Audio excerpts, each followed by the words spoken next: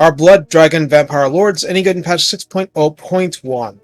With a title like that, they'd better be, just saying. Anyway, more seriously, they're not meant as the premier casting lords of the faction, but they're not bad. And they bring a lot else. So let's go and find out what drives them to greater glory. Recruited for a nominal 1100 dark magic and 275 upkeep.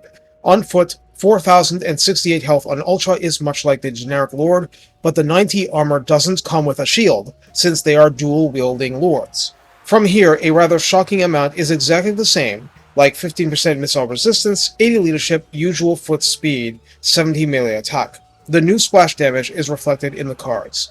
We see a sharp difference in melee defense, 10 lower at 40 to start with, but also the same old weapon strength of 480 is accompanied by a bonus versus infantry of 20. An effective 90 melee attack versus infantry is Apocalypse tier for a rank 1 lord fighting an infantry blob, and the harmonized splash should mean that when he hits normal infantry, he should kill them, at least much of the time. Charge bonus of 35 is 10 better than normal, and this is on foot. Mass of 600 is the same. On a Barded Nightmare, he gets up to 110 armor as we'd expect, and as usual, all other stats are identical except much higher land travel speed, and the bonus versus infantry is retained, plus charge bonus is 60 rather than 50 in this state. The usual lack of change in many melee stats applies to the Hellsteed, with faster speed, flight, and less mass, and the armor goes back down to 90, which is what we'd expect in comparison. On the Zombie Dragon, aside from a difference in cost, melee defense of 36 is 14 less than usual, otherwise literally everything is the same. So I'm sure you're wondering if this can possibly be all. What about his traits? Sure, there's the normal undead features, he heals from the Hex, he crumbles when shattered in terms of morale, has an encourage radius, causes fear, oh, and he has Frenzy. Yeah, he has Frenzy, at plus 10 melee attack, plus 10% weapon strength, and plus 10% charge bonus while active, which would be basically all the time he isn't sent back to the grave. That means he'll effectively be melee attack 100 versus infantry at rank 1, weapon strength 528, and charge bonus 39 on foot. What about his skill tree? As we've come to expect, blue line and red line are the same as usual, not that there's a single thing wrong with the strong and powerful vampire lines. However, his magic line is weird. The Blood Dragon Lord has access to all the lore of vampire spells, but only the Curse of Undeath passive.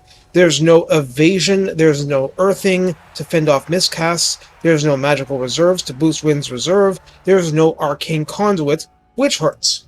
In contrast, he gets access to all spells after a single point in the heck. That means, yes, he can get, and overcast, Wind of Death starting at rank 3, and can get 2 pips for cost reduction at rank 4. So yeah, you can't get Arcane Conduit with that, but that's interesting, yes? His yellow melee line is, once again, completely identical to normal, which is totally fine. Don't fix what CA didn't break. Bloodlust and Red Fury work well. Or really, they work extra well with this lore. In addition to Dark Majesty, Dark Pact, and Brave Ward, familiar returning cameos, the top line has a 1-pip wonder skill called the Ordo Draconis. Available at rank 10, this offers plus 10% bonus post-battle loot, a mighty minus 40% recruitment cost, and upkeep for the Mighty Blood Knights, and reduces their recruitment time by 1 turn. Of course, whether you can recruit them normally is situational. In the meantime, you have 2 competing personal lines unlockable at rank 10.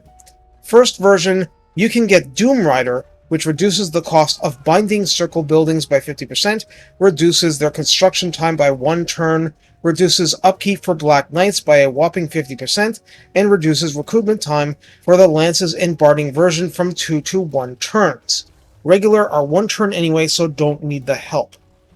The Strength of Steel adds plus 20 armor for the Lord, plus 25 armor-piercing damage to each and every blow by the Lord, and adds a powerful plus 22 bonus versus large.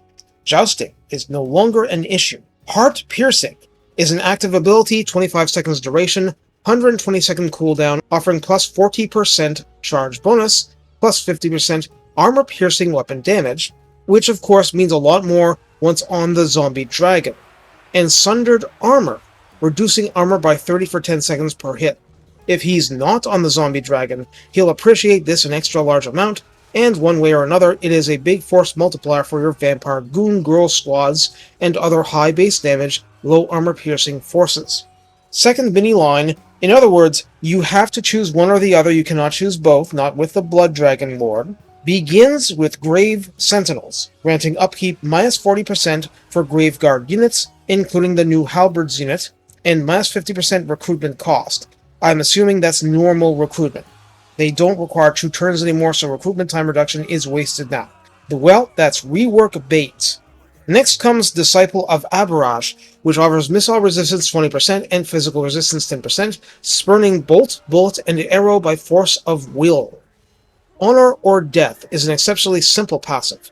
In melee, it offers 10% damage resistance, as in Ward Save, and plus 8 leadership to make extra sure you don't lose friends in. And that's in melee only. It's simple, but tremendously powerful, especially if you are using the zombie dragon and are a big target. A lot of people will want to not use it precisely because of that target size issue, but it's up to you.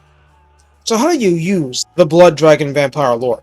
Well, even though he has some long-term baggage as a spellcaster, you use him as other Vampire Lords just as a much bigger, badder wrecking ball in melee. I almost don't want to write this section because it's too obvious. Once he's leveled, I mean plus 22 versus large on top of the other stuff, the faction doesn't have an anti-large hero per se. Even though you're losing melee attack on the zombie dragon, being able to stack Heart Piercing and Red Fury at the same time, plus whatever other help you have available, like a shadow-casting vampire using Occam's Mind Razor, and any items you have lying around carelessly, chef's kiss. Mwah. It's that good. No, he doesn't come with a shield, but I don't think you are relying on the regular Lord's shield to keep him animated. 35% luck chance just isn't high enough to be reliable. So just accept you have the meanest, nastiest duelist with fangs around. At least until we cover the Red Duke. Also, the Cavalry Doom stacks he can create, even before Blood Knights are handy, can be a big force multiplier by themselves, especially with a big, nasty Lord around to take full advantage. So, take advantage. Push it to the limit. Honor and victory will be yours, even risen from the grave. Take care and have fun engaging in frenzied assaults upon the fearful and terrified foe. And they should be afraid.